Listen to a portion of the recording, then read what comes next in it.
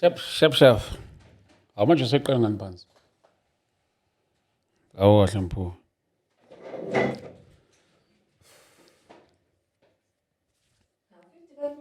Hayi. Even 2 minute counts. Ngoba ikhona into engayikhuluma kulo 2 minutes ithinta abantu.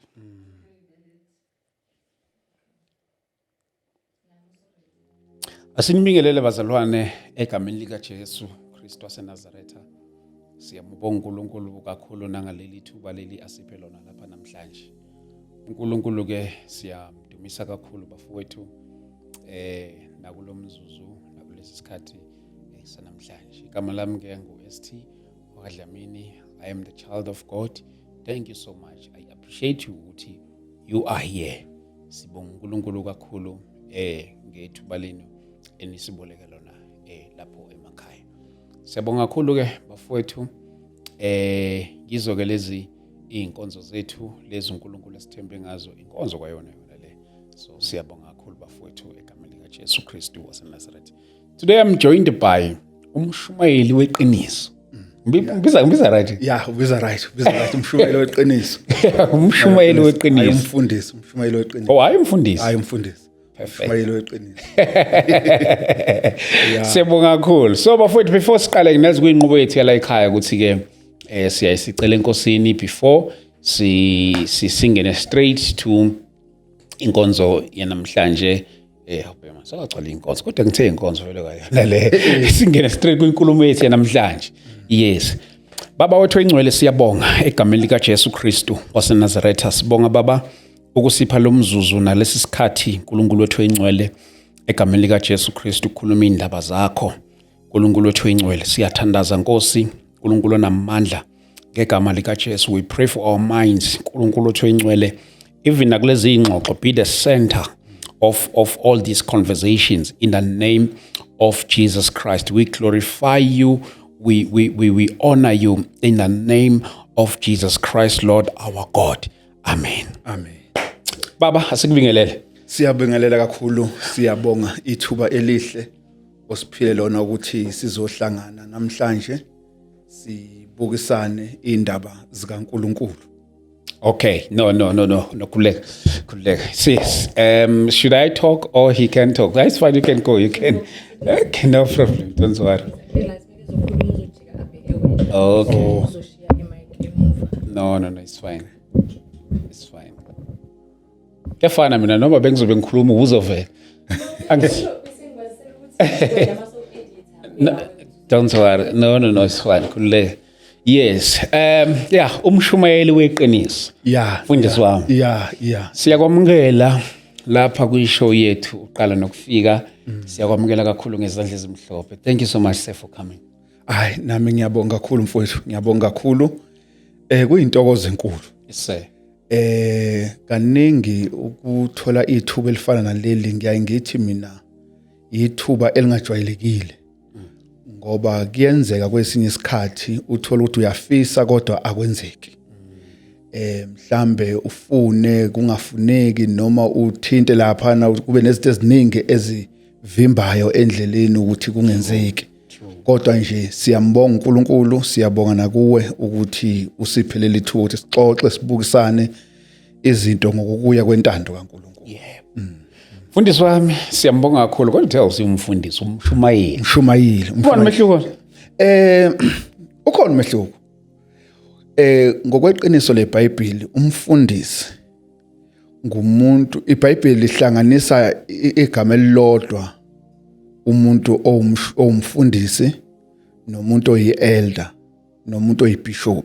Okay. Yinto eyodwa leyo. Okay. Noma umuntu oyedwa loyo.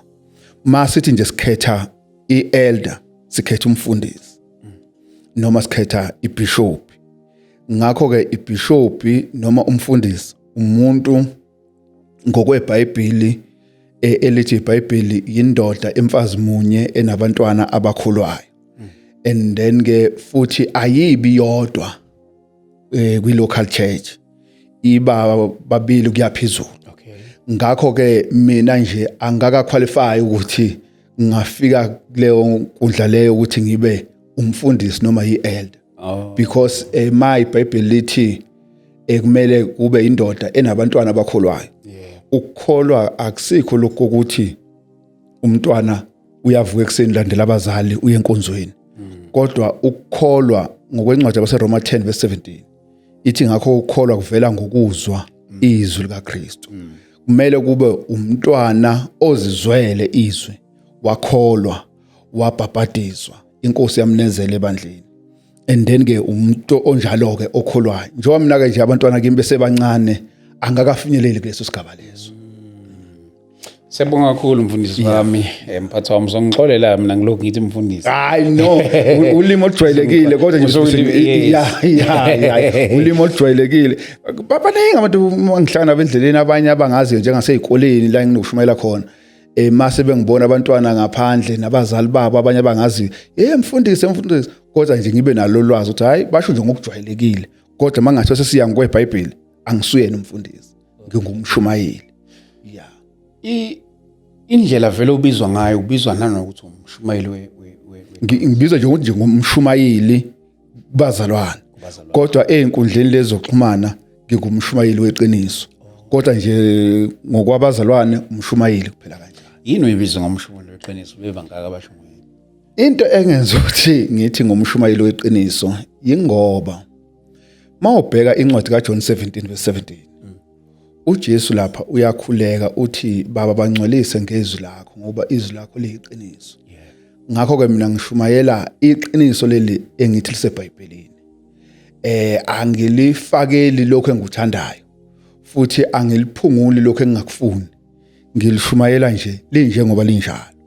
Ngakho ke ngithi ngumshumayeli weqiniso ngoba ngishumayela izwi linje ngoba linjalo.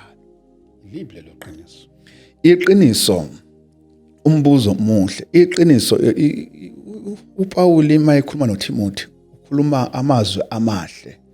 Mawubheka incwadi kaFirst Timothy chapter 3:14. Uthi kepha uma ngilibala khona uyokwazi ukuthi kumele abantwana bakaNkuluNkulu bahambe kanjani endlini kaNkuluNkulu eyibandla eliyinsika nesisekelo seqiniso. And then ke iqiniso engilishumayelayo iqiniso lezibandla. Yabo, because awukwazi ukuhlukanisa ibandla neqiniso. Kufana nokuthi awukwazi ukuhlukanisa ibandla noKristu. Akakwazi umuntu ukuthi hayi mina ngifuna uKristu angilifuni ibandla. Yabo, lezi zinto lezi zombili ziyahambelana ibhandi nebhuluku. And then yabona nje ubufakazi uPaul ma esewuSawuli kuZenzo 9 uma ebheke eDamasiko iBhayibheli libonisa ukuthi wathi esendleleni wabanika ukukhanya okukhulu. And then ke wezwa izwi lithi Saul Saul ungizingelelani na? Uthi ke yena ke ungubani wena Nkosi? Uthi lithi izwi nginguJesu omzingelayo. Kodwa buyela emumva. Azange uSaul athi ufuna izincwadi zokuya eDamasiko ayozingela uJesu. Wathi ngiyozingela abantu baleyo ndlela leyo. Yabo. Okay ke okungukuthi wayozingela ke ibandla lenkosi. Kodwa uJesu ma esevela kuye uvele sethi awuzingeli laba abantu labana. Uzingela mina. Okusho ukuthi ke mawubheka ibandla noJesu abahlukaniseki. Awukwazi ukuthatha uJesu umbeke la. Uthatha ibandla ulibeke la. Mawuthi awufuni uJesu awufuni ibandla. Because ibandla liwumzimba kaKristu. Nokuba ke leyo nkulumo sike sayikhuluma.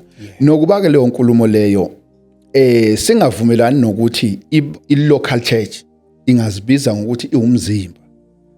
Okay. Yabo. Ukuthi i-local church ingathi masikhonzela la endlini bese sibeka ibhodi lapha ngaphandle ukuthi somzimba kaKristu la ekhaya noma la endlini ngokubhala ngaphandle noma nje angathi umuntu ukhonzaphi mhlambe ngithi ngikhonza emzimbeni kaKristu. Hayi bo phela kanjani mfundisi? And then ke yes umzimba kaKristu yibandla.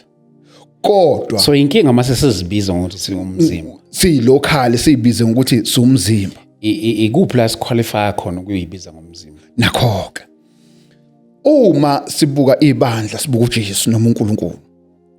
uNkulunkulu ibandla ulibuka ngokwendawo ezimbili. Okay. 1 ulibuka ngokwelocal. 2 alibuke ngokusemhlabeni wonke. Ma ubheka incwadi kaFirst Corinthians chapter 1 verse number 2. Ithi kulo ibandla likaNkulunkulu eliseKorinte. Hey madoda. Kusho ukuthi yini leyo ilocal. Yeah, ngoba iKorinte kwakuyigama lendawo. Kusho ilocal. And then ke kusho uNkulunkulu ibandla ulibuka ngokwelocal. Number 2 alibuke emhlabeni wonke. Ma elibuka emhlabeni wonke ma ubheka incwadi kaMateyu 16 verse number 18. Ma ethi uJesu ngizokulakha ibandla lami. Eish. Akakhulumi ngokwelocal. Kodwa ukhuluma ngokwasemhlabeni wonke. Universal. Yeah. And then ke ibandla ke lumzimba universal. Yabo. And then ke okungukuthi ngishunyayezwe eDaveyton. Ngakholwa ngabhabhadizwa eDaveyton. Ngasuka eDaveyton ngakhonza eDaveyton ngasuka eDaveyton ngase ngikhonza eFosloras. Mangifika eFosloras ngeke ngisashunyayezwa. Sengizoqhubeka ngikhonze nabazalwane. Why? Ngoba ibandla lumzimba emhlabeni wonke. Kusho mangisuka la ngabe ngiye KZN, ngabe ngiye Eastern Cape, ngabe ngiye eAmerica, mangiya nje ebandleni, ngiya ebandleni elumzimba kaKristu emhlabeni wonke. Kodwa ngokwelocal siyibandla likaKristu. Saziwa kanjalo ukuthi siyibandla likaKristu eliseFosloras, eliseDaveyton, eliseWhiteville, elisePitori, eliThembisa kanje local church yaziwa ukuthi yibandla likaKristu. Mina ngizalwa kwibandla elaziwa ukuthi kwamzimba. Okay. Ibandla likaKristu. Like noma ke singeke sithi ke ilocality liyona yomzimba. Shulu kwakhona lokho ukuthi mhlawumbe kuthiwa sithi hayi le bandla lomzimba kaKristu kwakhona lokho wrong. Kune error phakathi. Yabona mawukulandela ngokweBhayibheli sekuzokala ngathi yigama. Why ngisho kanjalo? Umzimba uwodwa. Yeah. Awukho mbili umzimba. Uwodwa. Alright. Umzimba uwodwa inhloko yawo iyodwa. Okay ke. Kodwa uma ngabe sizothi eBinoni kunomzimba. Sithi eDaveyton kunomzimba. eFosloras kunomzimba. Awusekho wodwa lo mzimba. Sekuyimzimba. Kanti ibandla luwumzimba owodwa. Yabo. And then ke uma ngabe ke ibandla luwumzimba owodwa sikusho kanjani lokho? Sikusho ngokuthi uKristu ibandla lakhe liseyindaweni zonke. And then njengoba liseyindaweni zonke kusho ukuthi ke liwumzimba universally emhlabeni jikelele. And then ke bese kuthi ngokwelocal libe yibandla likaKristu elikuleyo local leyo elikuyo. Mawusuthi sithi sumzimba la nabayi bethi ba umzimba lapha. Nabayi bathi ba umzimba lapha. Access into efundeka ngokweBhayibheli. Because iBhayibheli libonisa ukuthi ibandla liwumzimba ngokaKristu ukuthi uKristu owumzimba. And njengoba ngingade ngichaza ukuthi uma umuntu eshunyayezwe la eCapton Park wahamba waye KZN ngeke afike KZN afika ashunyayezwe because washunyayezwa eCapton Park wakholwa wabhabhadizwa inkosi yamnezela ebandleni layo eliwumzimba wayo. Yabona mawubheka incwadi yazenzo 2 verse number 47 ithi bemdumisa uNkulunkulu bethandeka kubantu bonke.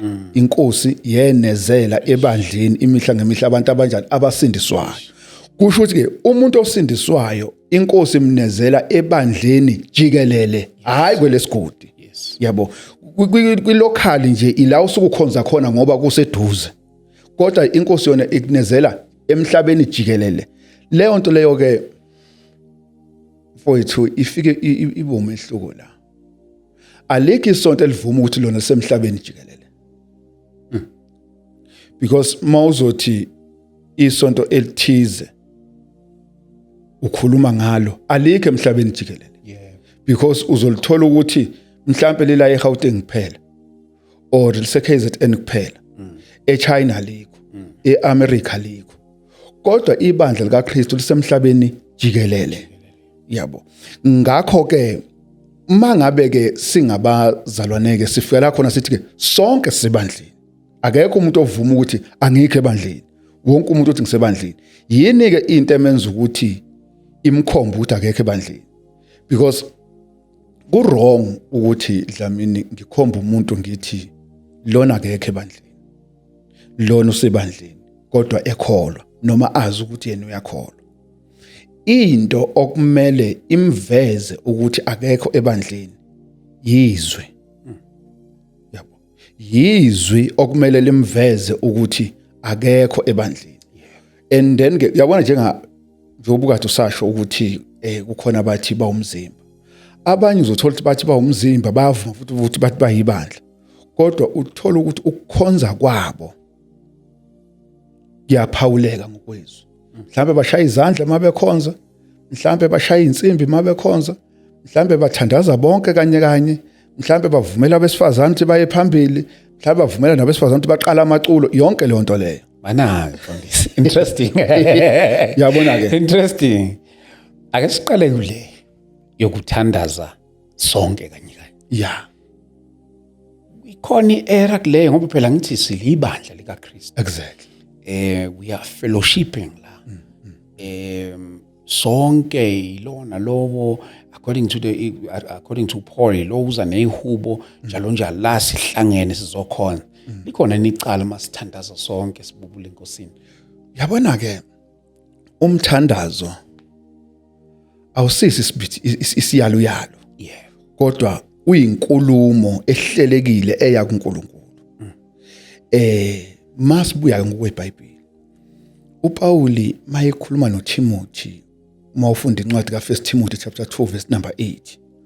Uthi uPauli ngithanda ukuba amadoda akhuleke ezindaweni zonke ephakamisa izandla ezingcwele engenalo laka nakuphikisana. Bambake leli gama elithi ezindaweni zonke. Kusho ukuthi yonke indawo la kuzobe kuhlangenwe khona kukhona amadoda. Uthi ngithanda ukuthi amadoda akhuleke. Yeah. And then ke umkhuleko ke unesiqalo. Okay. Unephakathi nendawo. Unesiphetho. Uma indoda ikhuleka kumele ukuthi izwakale isiqalo. Izwakale iphakathi nendawo. Izwakale iphetha. Mayisithi amen. Sonke sizothi amen. Why sithi amen? Ngoba siyizwile iqala. Sayizwe phakathi nendawo, sayizwe iphetha okungukuthi sivumelana nalento ebikade yisho emkhulekweni. Yabo. And then ke uma ngabe ke iBhayibheli lithi ke thanda ukuthi amadoda akhuleke endaweni zonke. Leyo nto leyo iPaul izinto ezu2. Ukuthi 1 makuhlangene abesilisa nabesifazana indoda ezokhuleka. Yabo. And then 2 leyo nto iPaul ukuthi owesifazana akasiyo indoda. Njengoba engasiyo indoda kusho ukuthi makuthiwa indoda kumele ukuthi sivumelane ukuthi akuthiwa owesifazana. Njengokuba makungathiwa sicela ukuthi amadoda aphume. Ngeke aphume owesifazana. Okay. Ngoba akasiyo indoda. Okay. And then ke ma ephuma uzobusinikeza omunye umbuzo ukuthi hayibo lona kwathiwa amadoda waphume yena wasala eyindoda noma lona waphuma engowesifazana uqonda ukusitshena ukuthini ngoba uNkulunkulu uthi akukhuleke amadoda ezindaweni zonke. Once ke kwakhuleka owesifazane kukhona amadoda kusho ukuthi inkinga izobe iyodwa phakathi ezu2. Kungaba amadoda anenkinga noma kungaba balizwanga izwi ukuthi lithini. Yabo. And then ke mabelizwile izwi akeze ukukhuleka owesifazane kukhona amadoda kuzokhuleka indoda. Mangabe bengalizwanga noma amadoda enenkinga engakwazi ukuthatha indawo yawo ayinikeze uNkulunkulu azonikeza azodayisa ke ngale ndawo uNkulunkulu abanikeze yona banikeza abesifazane. So ngamanye amagama shuthi masihlangene sithandaza let's say ke si assemble. Yeah. Mele sithandaza kanjani ke lapho ngoba phela I think sonke isizathu sethu sokuhlangana ukuzothandaza. So senza njani ke mase kumele sithandazeke? Yabona umthandazo noma umkhuleko unenhloso. Okay. Number 1, mhlamba ke ngenza isibonelo sithi okay sicela ukuthi sivule inkonzo ngomkhuleko. Bese sithi sicela ubaba uDlamini asikhulekele. Ubaba uDlamini usukuma enalento ukuthi uzokhuleka egameni lokuthi kuvulwa inkonzo. And then ke ukhuleka kubani? kuNkulunkulu. Ngokwegunya alinikezwe yibandla. Yabo. Akaveli nje ayisukumela athi sengiyakhuleka. Kodwa uhlelo ohlelekile ukuthi okay manje sivula inkonzo ngomkhuleko. Uyakhuleka sonke silalele njengoba ukhuleka. Mawufika ekugcineni uthi amen, sonke sithi amen ngoba sivumelana nalento obukade uyisho. Mangabe singavumelani nayo kuzobonakala ukuthi singasho ukuthi amen. Makuthi asivumelani nayo. Kodwa ke ngeke kube ukuthi mawusebandleni ungakhuleka into esingavumelani nayo. Kunjalo. Kunjalo. Manje ke leseke okay, ngizama ukuthola indlela engabuza ngalombuzo wami. Yeah. Njoba sila sonke sikwi assembly. Inhloso yethu yokuhlangana ukuzothandaza. Ngiyakubona ukuthi ngiyothandaza ngenxa ukuthi ngikwi program. Njoba sila sisemthandazweni sonke. Okay. So senza njani ke uma kufinyelela khona ukuthi hayike bazalwane singathandazana sonke. Leyo nto ingaphandle kombhalo leyo. Okay. Leyo ingaphandle kombhalo. Because masifunda umbhalo even naseTestamenteni eDala naseTestamenteni eLisha asisiboni isiphithiphithi somkhuleko ukukhuleka wonke umuntu kanye. Kodwa into esiyibonayo sibona ukuthi umkhuleko uba into ene-order. Yabona nje mawubheka incwadi ka1 Corinthians 14 verse number 15 uthi uPauli kunjani pho ngizokuhuba ngomoya ngihube nangengqondo futhi ngizokukhuleka ngomoya ngikhuleke nangengqondo futhi. Kusho ukuthi yonke into ezokwenzeka akumele umqondo ulahleke. Yabona masikhuleka sonke kanye sonke kanye ngeke ngibuke la ma TV nakhona la enkundleni zokuxhumana uthola ukuthi njengoba izinto zakho uyibekile kanje kungathi makuthiwa kuyakhulekwa ezinye igcina seziwa engenxa ukuthi umuntu egcineni uzothi bengikade ngekuphi bengikade ngikumoya. Yabo ngenkathi ngikhuleka bengingaboni akusiyona into efundiswa yizwi leyo. Umkhuleko inkulumo oyisa kuNkulunkulu. Buka uJesu mayikhuleka iyezwakala into ayishoyo ukuthi uthini kuJohn 17. And then ke no Paul kwabase Efeso 3 verse 14 moyifunda wehla nayo uyakhuleka. Yabo ukuthi ngiguqa ngamadola ami kuyisa. And then ke umkhuleko inkulumo eya kuNkulunkulu. Okumele ukuthi ibe neorder ingabi nabo uphithiphithi nobuyaluyalo njengoba u1 Corinthians 14:33 uthi ibandla akusilo elesiyaluyalo kodwa ngelokuthula. Kumele yonke into yenzeke ngohlelo nangeorder nangemfanelo. Iphutha engilenzile ekuqaleni ungakubuza ibandla ubuya kulona kodwa ke akusenani. Okay. Yeah. Akusenani imibuzo yami izohambe ke isiyohamba isivela ngokuthi la nikhonza khona ke izimiso zenu ziba kanjani. Okay. Ngoba ke noma soyosho ngasigcineni ibandla ubuya kulona. Okay. Awusakhela isithombe according to the book of Acts chapter 2. Okay. Wakwenzakalani lapha na? They were not all praying. Okay. No, babe ngakhuleki. Asibheke kanje. Okay. Iqale kuLuka 24. uJesu lapho ukhuluma nabapostoli ukuthi kumele bahlale emzini. And then ize kuzenzo 1. Yabo. Uthi uJesu hambani nihlale emzini nizinamukeliswe amandla avela ezulwini. Okay ke kuyaba ke ku Acts 2 sebese Jerusalem la uJesu athi abahlale khona. Ma behlezi lapha na eJerusalem kwakuyini eJerusalem kwakuusuku lwePentecost. Usuku lwePentecost ke kwakuusuku lwezivuno zokuqala emasimini. Ukuthi lona loyo lethe isivuno sokuqala emasimini. Alright. Ma behlezi lapha na eJerusalem. Ithi ke inkulumo ke kwehla umoya bengazelele wagcwala kuloyo naloyo babezwa bekhuluma ngezilimi noma ngolimi lwakubo abazalwa nalo. Yabona ke kunento kumethi siqapheleke lapha. Le yanto yenzeka kubani? Lento ukuthi kwehle umoya lo owehla abantu bakhuluma ngezilimi. Obani laba bakhuluma ngezilimi? Yabona ke abantu abaningi bavele bethi yibo bonke abantu ababekhona lapha eJerusalem. Okay. Yabo. Kanti no.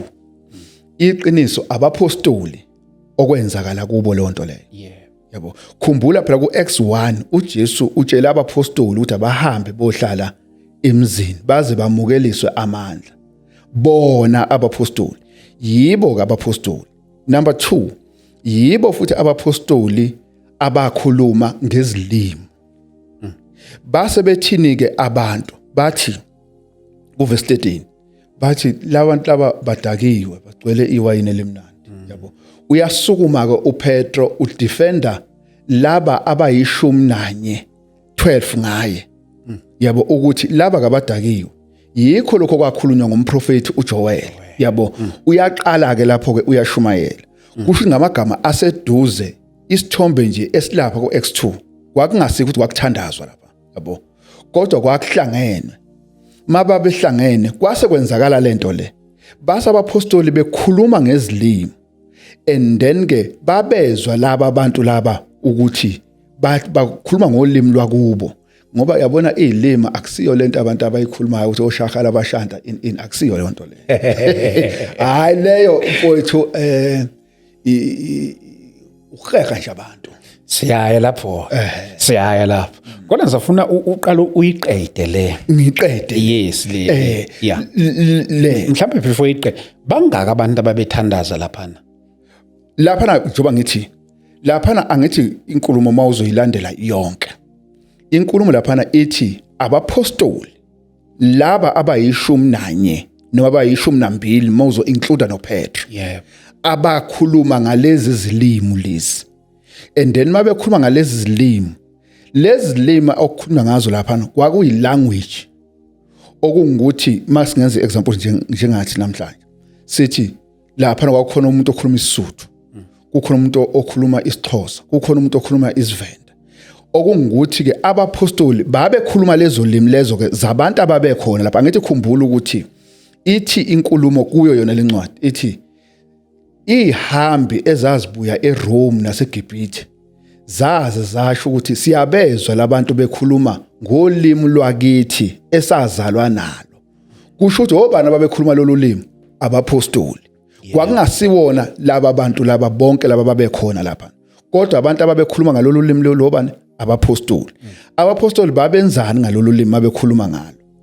Babekhuluma ngendaba kaNkulunkulu because into ebalekile eyayibalekile kubapostoli ukuhambisa ivangeli. Yabo, ukuhambisa ivangeli. Yingakho uPetro mayesesukuma esethatha indawo uyaqala uyashumayela.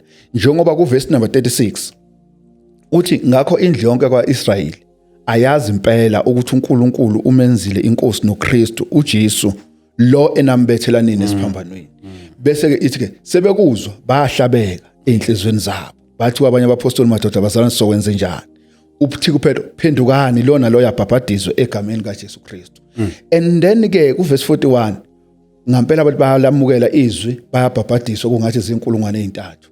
Ku verse 42 kubonakala ke sebehlanganyela edlweni senkosi. Yabo, ukuthi bayaqinisela njalo esifundisweni sabapostoli kuhlanganeni nasekuhlephuleni 5. U47 babeke sebe abanye ke banezelwa ke ebandleni ngokuba ke sebekholiwe sebebhabhadiziwe.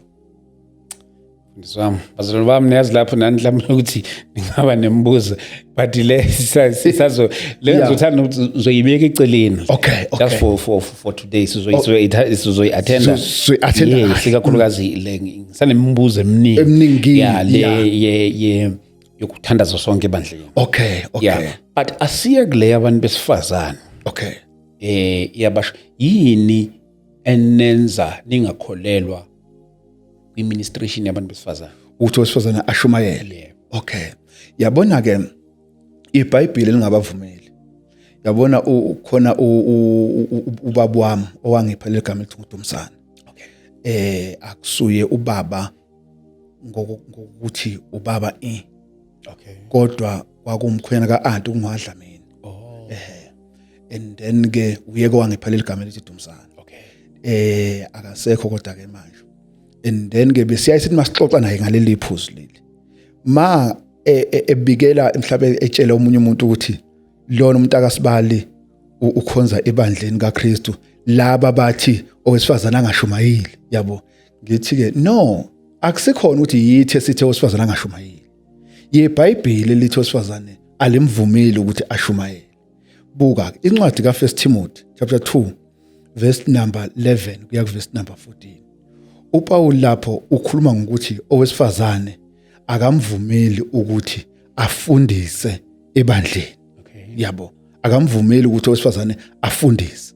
And then ke ku 1 Corinthians 14 verse number 33 no 34 no 35 nakhona lapho Paul utshela ibandla eKorinto ukuthi kuyihlazo ukuthi owesifazane ame afundise phezukwendodana.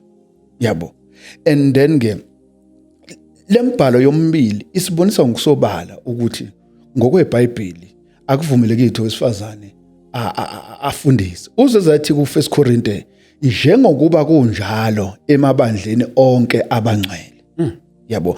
Yabona ke mayisethi ke njengokuba kunjalo emabandleni onke abangcwele. Ngamagama seduze ngiyaye ngithi kwabanye even abazalwane enginabo. Ngiyaye ngithi yabona abazalwane asikhuluma iqiniso masithi abesifazane bake bashumayela. Wase uPaul ethi eKorinte abathule base beyathula. No akasho lonto leyo Paul. Kodwa into ayishoyo noma into eyayenzeka kwakuseKorinte la ababenza khona bephetriza lento ukuthi abesifazane basukume bashumayele. Yizwa mangabe esethi njengokuba kunjalo emabandleni onke abangcwele. Okusho ukuthi emabandleni yayingenzeki lento ukuthi owesifazane ame afundise ebandleni. Okay. Kodwa yinto eyayibonakala ukuthi yayisiqale eKorinte. Ngakho ke useyayikhuza ukuthi ayingenzeki lento le ngoba onke amabandla kaKristu awayenzi lento le. Yabo. Even naseTestamenteni eDala ethempelini makuthiwa Israel wayehlangene. Ngeke uze uthole nowodwa umbhalo ungathola owesifazane emile efundisa amadoda. Yabo ayikazi yenzeka into enjengale njengoba uPaul ayikhuza naseKorinte. Ngakho ke namhlanje ke simi kulolu hlangothi lokuthi owesifazane yes angaba nalo naso isiphiwo sokwazi ukufundisa. Kodwa leso siphiwo uzosisebenzisa ebandleni. Kuphi? Mangabe bengabesifazane bebodwa. Bangafundisana ke bebodwa. Yabo. Kodwa not ukuthi kukhona amadoda asukume ame athi uJesu ngimuzwa ngaphakathi kodwa iBhayibheli libelithi akahlale phansi. Yabo. Eqinisweni nje akusithi esithi abahlale phansi. Yabona njengami nje nami ngingajabula mangathi umkama akasukuma shumayele. Ngihlale phansi ngimbukele ngithi hayi uyashaya unkosikazi. Kodwa iBhayibheli alivumi kanjalo. Ngenxa masisenkonzweni ke ukufakaza ke nakhona futhi yabona ke ukufakaza honestly speaking akukho scriptural ukufakaza. Okay. Ngalipi ayikho into ekuthiwa ukufakaza leyo ukuthi sizokwenza uhlelo lokuthi sicela insizwe ezintathu sicela intombi ezintathu yabo ilento le ayikho ngokombhalo lento. Okay. Yabo ngiyaqonda ukuthi ngokwencwadi kaFirst John uthi uJohane onendodana unobufakazi. Yabo. Yeah. Kaningi mawukhuluma nabantu ngokufakaza bagijima bayilapho. Kodwa icontext yenkulumo ayisho lonto le. Yabo, ayisho lonto le. Into uJohane ayishoyo. Iqiniso lithi yes onendodana unobufakazi. Kodwa akushiwo ubufakazi bokuthi hamba utshela thina esikholwayo ukuthi wena uJesu wakwenzela ukuthi futhi mongathi uyabheka nje kaningi nje ngixolise nje kuyibeka nje kaningi nje kuba zintsomi nje yabo kuba zintsomi nje ezikhulunywa nje umuntu uzokutshela ukuthi hayi ngangigula kwafika ini umuntu engingamazi ukuthi ubani ngabona uNkulunkulu ubona ukuthi nje kahle intsomi le yabo intsomi le kahle nje into yokufakaza into nje even nabapostoli asikaze sibone abapostoli benza inkonzo yokufakaza. Angithi phela ngisuke sibonga uNkulunkulu musi ngibonga uNkulunkulu yini wrong lapho no yabona mhlawumbe mawuyibuka sengaba ukuthi ke indlela okubizwa ngayo kodwa ngithi ku-wrong mangibonga uNkulunkulu akurong mawubonga uNkulunkulu ukubonga uNkulunkulu akurong okusho ukuthi kodwa into eyenza ukuthi kube wrong indlela okwenziwa ngakhona ukuthi kube sohlelweni lokuthi sicela ukuthi kube khona abeza phambili okay kufake phakathi nabesifazane bayoma phambili bamele amadoda lento iBhayibheli elingayivumanga yabo lento iBhayibheli elingayivumanga ukuthi yenzeke because mawubuka incwadi ka1 Corinthians 11 lapha nakukhulunywa ngokuthi inhloko kaKristu uNkulunkulu and then inhloko yendoda uKristu inhloko yowesifazane indoda uyabona ukuthi uNkulunkulu lapha na izinto kahle inhloko lapho kukhulunywa ngayo akukhulunywa ngalenhloko kodwa kukhulunywa ngeauthority kukhulunywa ngegunya ukuthi igunya uKristu igunya lakhe uthatha kuNkulunkulu nendoda igunya layo ilithatha kuKristu nowesifazane kwindoda kusho ukuthi yabona indoda once yalahlekelwa inhloko izinto izobheda okay once indoda yalahlekelwa inhloko yayo imakuthiwa indoda ilahlekelwa inhloko yayo eUKristu izofuna ukwenza izinto ngendlela yayo yabo ozothola izinto ezozenza zizoshayisa kodwa mangabe indoda ibikade ihola ikhaya layo ibuza kuKristu ukuthi ibuza kuNkulunkulu ukuthi kumele yenze kanjani kumele ihole kanjani izinto izohamba right yabo and then ke nowesifazane ngeke abe nenkinga ukuthi abuze endodeni yakhe ukuthi makunje baba senza kanjani ngoba uyazi ukuthi indoda izomtshela iqiniso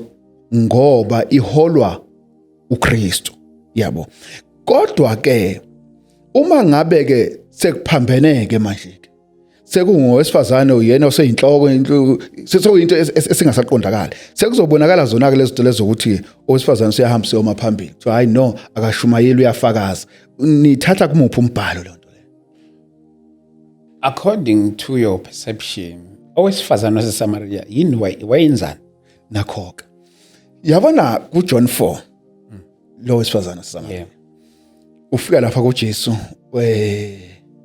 ukhuluma noJesu uJesu ucela kuya amanzi sonke leso story leso kodwa into engifuna ukuphendula ngayo lo yana wesifazane wayengekho ebandleni okay babe semfuleni nje wahamba watshela abantu baseSamaria ukuthi ozanini nizobona ongitshele konke and then gebeza baseSamaria nabo naba sebefakaza ukuthi hayi asisakholwa ngezwi lakho sesizwele thina ngalo osibizele kuye impendulo nje iyonke kulo wesifazana waseSamaria kwakungekho ebandleni kwakuyinto nje yayenzeka emfuleni le la ayikade eyokha khona amanzi masikhuluma ngento yasebandleni sikhuluma ngenye into yabo yabona ngaphandle yabo yabona ngaphandle ungenza noma ngabe yini ungacula lapha nebaleni ugida ugcuma ubheke phezulu wenzeni kodwa ngeke ukuthi mase sihlangene sikhonza siyibandla wenze lonto leyo because mase sikhonza asakhonzi yabona uJesu kuyo lencwadi oyithinta kaJohn 4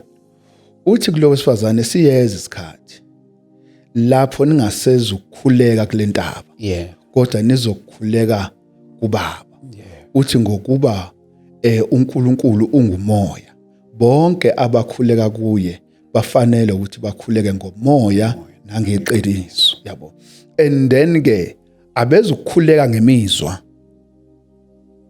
yabo abeza ukuthi mabekhuleka besebenzisa imizwa because imizwa iyahlukana imizwa yomtsonga nemizwa yomzulu kaningi makuza endabeni mhlawumbe ke ngenze nje example ngokucula noma ngakho ukukhuleka uzoyithola ukuthi ayizu ukwenza izinto ezifanayo mhlambe umzulu yena uzofisa ukuthi makuthiwa ulandela imizwa yakhe uzogxuma yephezulu aphakamisa unyawo alishaye phansi because indlela leyo akhule ngakhona nangendlela angakhona kodwa umtsonga yena uzokwenza lokho kusho yini isibhelana yabo kusho ukuthi yabona ke kusho makuthiwa silandela imizwa uzoshaya isibhelane lona ashaya ingoma loyana ashaya okuthize loyana enza okuthize kodwa uthina uJesu uthi nizokukhuleka ngomoya nangeqiniso kusho ukuthi ke sonke sizobuya sizofuna ukuthi silandela lendlela uNkulunkulu afuna ukuthi sihambe ngayo.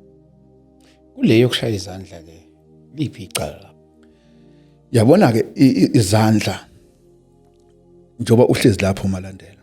Mangingathi kuwe awungiqalela iculo elithi number 18 uthando lukaBaba.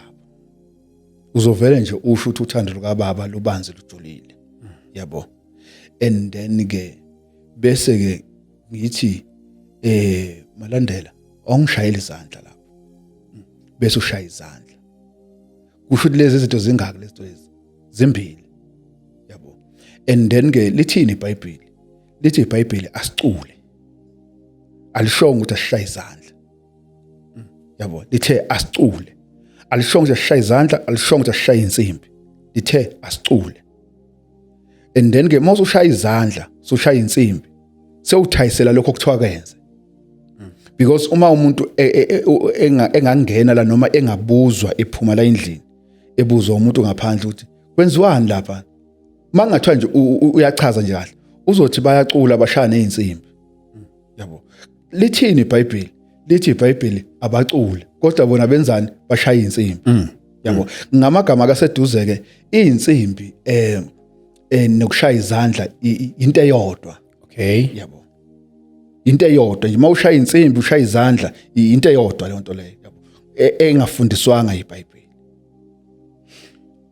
Ingoba singakwenzi ngoba izwi alikushongo noma singakwenzi ngoba izwi likushayile. Singakwenzi ngoba yabona mangathi siyafunda ikhathi ezu10 eBhayibhelini. iBhayibheli ligcizelela ukucula ngomlomo. Okay. Yabo. Akukho la eTestamenteni elithi iBhayibheli ligcizelela ukucula ngeinsimbi. Yabo. And then ke incwadi yesambulo usahlo number 22 verse number 18. Uma uJohane ephethe incwadi yesambulo uthi ngiyafakaza mina kubo bonke abezwayo amazwi alesi siprofetho ukuthi bagcine lokho kulotshiweyo kuzo.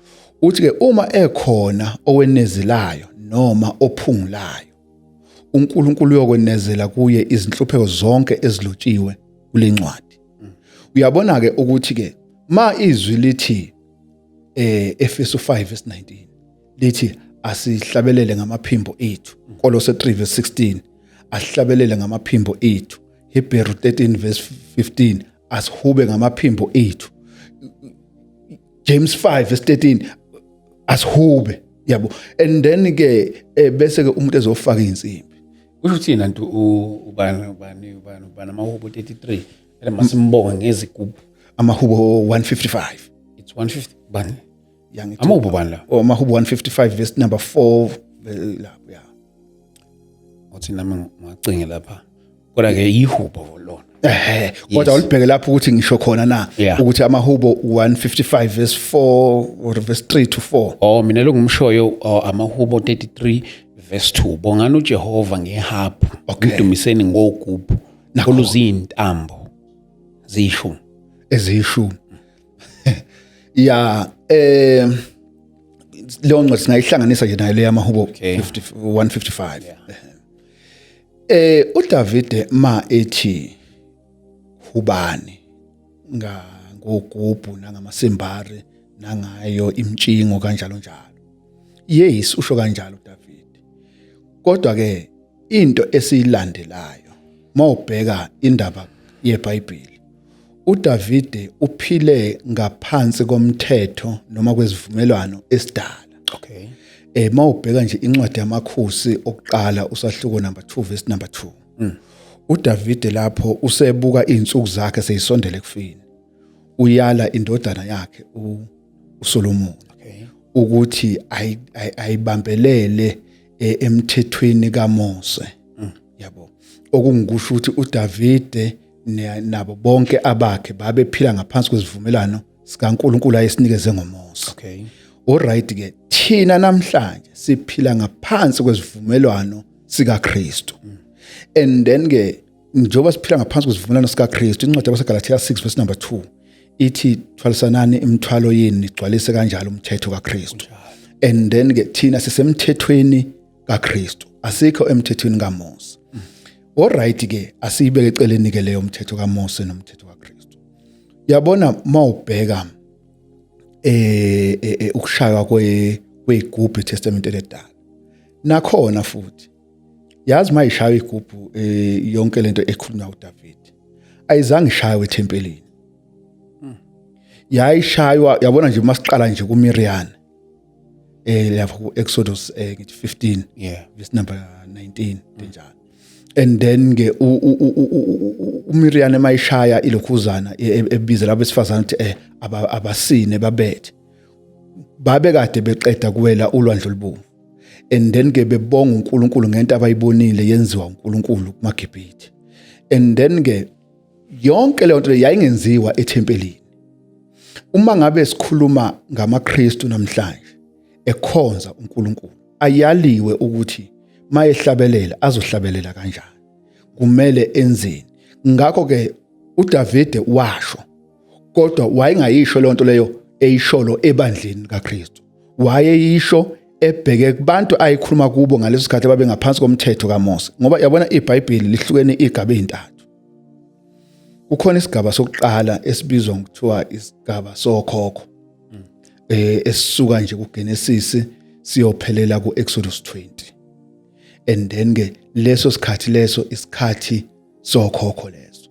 Bese kuba khona lesesibili esisuka kuExodus 20 siyophelela esiphambanweni.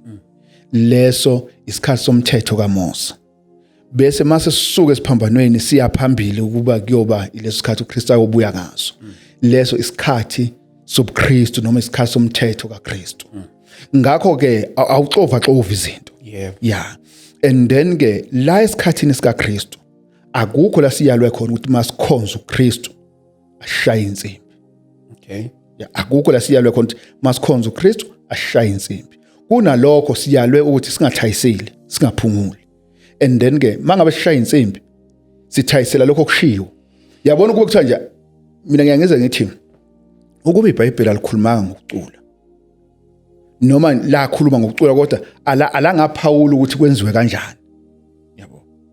Ngabe sithi mhlambe ya kodwa manje liphawulile ukuthi uNkulunkulu ufuna ukuthi simdumise ngamaphimbo ethu. Leyo nto leyo isinikeza ukuthi uNkulunkulu ufuna ukuthi sicule ngemlomo yethu. Why sifuna ukusebenzisa into engazange yasetshenziswa ngabazalwane bekhulu lokuqala? Kuyenzeka mhlawumbe mawuhlezi uthi masithi uhlezi uyayilalela ingoma. Ya ingoma ngayilalela. Nje mhlawumbe njengoba nje kakhulukazi kwigospel. Lawe gospel ngangithanda ukulalela kakhulu nginokulalela lo bathi Ncandweni. So wajika noma ngingajikile ngiyamlalela yena uNcandweni. Yabona mangithi nje okay othi ke ngiye kweze gospel lezi amahlelo ngiyaye ngilokuze iNcandweni. But iNcandweni ethi ishaya insimbi why uzoyilalela ekubeni nakho yabo angithi ngikulalela nje mangisendlini yabo ngiyilalelela endlini nakhona futhi angulaleli ngokomqondo ukuthi igospel. Angilaleli ngokomqondo ukuthi gospel, ngilalela nje ukuthi nje umculo yabo ngoba igospel siyayiqonda ukuthi yini igospel yabo. Manje mawuzothi yigospel kodwa futhi lento okholelwa kuyo eshoy yizwi noma yivangeli ayivumelana lento yenziwa ilabantu labo. Cha lena nje umculo nje ofanayo nje nemiculo yonke nje ekhona. Uyifanisa nesecular music? Uyifanisa nesecular music? Secular music like nje eminye imiculo yomdanso. Ngenza example. Yabona nje lo mculo abaculayo nje livoni lo uyefana nomculo kaMaskandi kimi. Lo Ncandweni nabanye yonke iyafana nje umculo kaMaskandi. Uyabona nje ngoba ishaya insimbi. Yabo ngeke ngithi hey ngisifila ngisemoyeni ngisifila ngenjani ngento enento engashongo uNkulunkulu. Imupho ukufilisa ukuthi ya Yabona Ngiyakhonza lo mculo. yabona mina ngifiliswa ukuthi umuntu ahlabelele ngephimbo lakhe. Ahlabelele ngephimbo lakhe. Yes, mina umculo angubheki malandela angubheki njengento yabona abanye abantu bayebethi umculo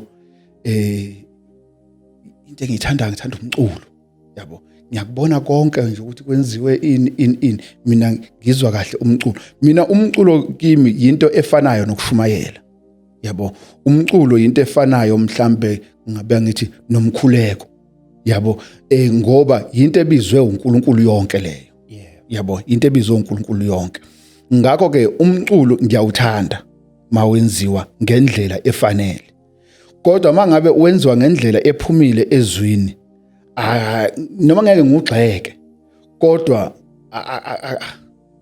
sewinto nje yokuthi nje okay is fine right yabo akhonto esengayixoxa ngayo izwakala ukuthi hey mawungathi nje hey imuphi umculo yazi ngifuna ukuthenga iCD ye gospel ngithenga bani ukuthi sengathi hayi thenga ubani kimi nje into efanayo nje ukuthi nje fana no maskandi fana nje no maskandi fana nje no maskandi nje kimi into ekanjalo ngoba mina ngikholelwa ukuthi mase siya ezweni likaNkuluNkulu noma siya kuNkulunkulu ngisho kanje mase siya kuNkulunkulu akusafanele ukuthi siye ngokuthi mina ngithandana sekufanele siye ngokuthi uNkulunkulu uthandana kodwa mase sizoya ngokuthi mina ngithandana kuthi sekuyinto yami nje leyo engizenzela yona ekhoneni lami kodwa masiya kuNkulunkulu kumele siye ngokuthi uNkulunkulu uthandana ngiyakholelwa emsebenzini kaMoya ongcwele okay yabona ke umsebenzi kaMoya ongcwele lokho ukuthi mhlambe khona umuntu obeka abantu izandla baphile futhi iskesh leso iskesh hayibo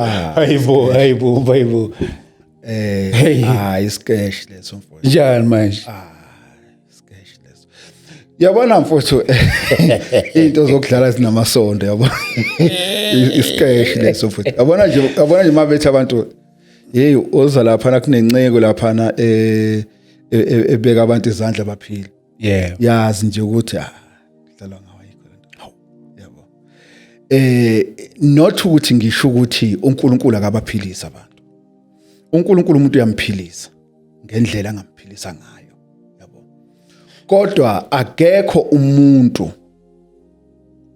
namhlanje ongaclaim ukuthi mina nginalesi sipho sokuthi abantu abeze kimi beshaya ulayini ngizobabeka izandla baphile yabona nje kaningi nje lonto leyo ivamise ukuhambelana nobutsotsi phakathi ngoba abanye bayayenza lento le bathatha abantu laba azikhothi labantwana bazi bezobahambisa ngama crashes or bebahambisa ngama wheelchair bebasukumise nini mase bengasababhajaranga bese kuyavela ukuthi lo muntu uyankolota lo muntu wangihambisa ngama crashes lafa kanganginikeza imali yami eqinisweni nje kulezo izinto lezo thina sikholelwa ukuthi lezo zinto lezo zaphela ngenxa yesizathu sokuthi khona abantu abakusebenzisa ngale ukuthi kukhona abantu abakusebenzisa ngendlela errong lokho ukuthi abantu abakusebenzisa ngendlela errong sekuwumfakela nje kodwa nje masiya ngokweBhayibheli okay sikholelwa ukuthi kwaphela kuqedwa indlelani mhlawumbe kophela nje okay lezi alisho uthini iBhayibheli nobeka izandla nakho ke bengisathi ngiyalapha uJesu lapha encwadini kaMark 16 uthi ke kubapostoli niyokubeka izandla phezu kwabagulayo baphile noma niphuza okubulalayo akusoze kwaba nangozi and then ke uma ke ubheka leya nkulumo leya yabo uma ubheka leya nkulumo leyana inezinto enazo ongathi singakayi nje phambili ongathi mawungathi uyayisebenzisa kumuntu namhlanje uzothi umuntu uyangilinga mawuzothatha nje enye into nje lapha thatha nje iPrima lo muthi wamagundwane uthele nje eglazini uthi noma uthatha inyoko uyibeke la uthi ibambe ngesandla noma phuza la uzothi uyangilinga yabo why ngoba uyazi ukuthi lo muthi uzombulala uyazi ukuthi le nyoka izomshaya yabo okay ke asibuye ke size la uJesu mayekhuluma lapha na kuMark 16 uthi ke lezi zinto zizokuba khona ukuba zenzeni ziqinise izwi asibuyeke ngenkathi uJesu ekhuluma lamazwi lalingakabibikho iBhayibheli leli eliphathwa yimi nawe noma umuntu wonke yabo kodwa abapostoli babezokhuluma nje ngomlomo yabo and then mabezokhuluma ngomlomo abantu babengeza ukukholwa yileyo nto leyo kwakuzofanele ukuthi kube khona imangaliso nezibonakaliso abazenzayo yingakho mawubheka incwadi kaActs 4 ibonisa ukuthi abantu babemangala mabebona izibonakaliso nezimangaliso ezazenziwa abapostoli and then ke futhi ke babazi ukuthi laba bantu laba kade benoJesu yabo why ngokuba babenza lezi zinto lezi zazi zoqinisa ini izwi kwangasizona izinto ezayizohlala enguna phakade kwakuyizinto ezayizoqinisa izwi okay ke bazenza ke abapostoli mabezenza abapostoli lapha na kuActs 6 sibona abazalwane lapha neJerusalem beza kubapostoli bathi kubapostoli hey abafelokazi bakithi bayancishwa esabelweni sokudla semihla ngemihla abathi ke abapostoli no khethani amadoda ayisikhumbisa anodumo futhi agcwele nomoya wokukholwa bayakhethwa ke lamadoda ma ekhethwa lamadoda abapostoli benzani bawabeka izandla mabe wabeka izandla kuyahamba ke isikhathi sekuyezwakala ukuthi iSamaria lilamukele izwi likaNkuluNkulu before nje kuzwakale lokho uPhilip makuhlakazeka ibandla uPhilip uyahamba eSamaria ufika uyashumayela lapha eSamaria mayishumayela eSamaria kuphenduka noSimeon wayekade eyisanusi lapha leyo ndaba isiyezwakala eJerusalem uthi hayibo abantu bezizwe lapha eSamaria balamukele izwi likaNkuluNkulu sebeyathumela ke eSamaria bathumela uPetro noJohane behlela khona mabefika khona bafika lapha na uPetro noJohane babeka izandla abantu laba bakholwayo laba bakholwayo benzani bamukela ke manje umoya njengoba bebekwe izandla obani abapostoli uPhilip naye kade ezenza izinto bemangala abantu yabo uPhilip lo akusuye lo ompostoli lo bekwe izandla abapostoli lapha eJerusalem and then ke uSimeon uyabona ukuthi no khona into ehlukile la izinto ezenziwa uPhilip lo ebesinayi la nezinto ezenziwa abapostoli asifani uPhilip akakwazi ukubeka izandla kube nento oyimukelayo okungukuthi nawe ukwazi ukubeka omunye umuntu izandla kube nento ayimukelayo lo muntu lo lithi ke iBhayibheli kwabe seya kuPetro wathi bapostoli wathi ngipheni lamandla la kuze ukuthi lo nalo engibeka izandla phezulu kwakhe amukele umoya ongcwele uyabona ke manje ukuthi uyabona ukuthi lento engiyifunayo ayikho kuPhilip ikulaba abapostoli uthi uPetro ke isiliva lakho negolide lakho malibhubhe kanye nawe yabo yini ke into engilandile ukuthi lezi zinto lezi zaqala 1 kubapostoli 2 zeza kubantu ababekwe izandla abapostoli 3 umuntu obekwe izandla abapostoli wayengakwazi ukuyidlulisela phambili njengoba namhlanje abapostoli sebengasekho akasekho umuntu okwazi ukwenza lezi zinto yabo and then ke once umuntu waclaim ukuthi ukwazi ukwenza lezi zinto lezi lamandla wathathephi ngoba abantu bangesikhathi sabapostoli babe wathatha kubapostoli ngokubekwa izandla abapostoli khumbula ukuthi nabo abapostoli kuMateyu 10 lamandla bawaphiwa uJesu yingakho uJesu ethi kubo yiphani ngesihle namukele ngesihle mfundisi ukholelwa ukuthi umuntu angaba negift of healing angikholelwa kulanto leyo serious ukuthi nje umuntu angaba nento ukuthi nje athi hey mina khoza no angazisho yena ngiyakubona ashoba cha uthi siyambona cha uNkulunkulu umphile isipho sokuphulukisa lo muntu amphulukisile bekumuntu kanjani mina mfundisi I've witnessed mhlambe bengakwazi ukuhamba okay nje kuningi could be anything unobufakazi bokuthi ngempela lo muntu bengakwazi ukuhamba nobukhulu impela obukhulu mawuthi obukhulu usho kanjani ngikhuluma ekutheni ukuthi yena ubengamazi bahlangane ngoba bezomkhulekela okay yes wena lona okhulekelwe ubumazi wena mina bengimazi ukuthi akakwazi ukuhamba yeah at all hayi kusafathi ngikulethele isihlobo sami ngapha singakwazi ukuhamba no phela ngithi lento akusikho ukuthi uyayiplan ukuthi hayi mletheni lesikhathi siyagijima lezi bengisafuna kodwa sisazoyenza kodwa mina ngibonile izinto eziningi kakhulu uNkulunkulu yabona ke mawuthi akusiyo into ongayiplanela yabo akusiyo into ongayiplanela siyavumelana ukuthi okay ke mangiya laphana ngifike nje qhamuka umuntu bese ngimbeka izandla kodwa makungathiwa kulethwa umuntu kungenzeka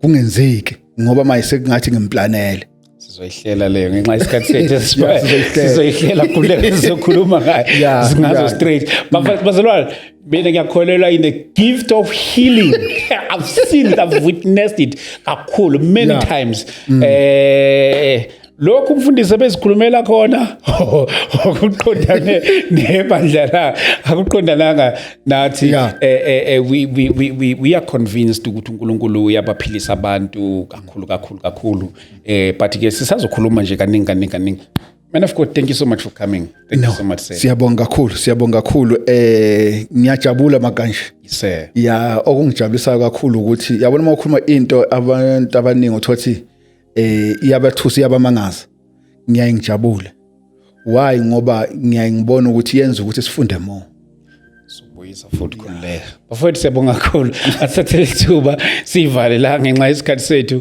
sizohlela kakhulu naye umfowethu ukuthi siqhubeke la sigcine khona senemibuzo eminingi ngabi naye ngisazombuza yona uNkulunkulu akanibusise kanigcine anifihle lapha emakhaya God bless ningakhohlwa siyahlangana ngomhla ka 31 November sizobe sisedlamini multipurpose hall starting from 9 ekseni God bless you so sithandaza sonke lapha nonke kanye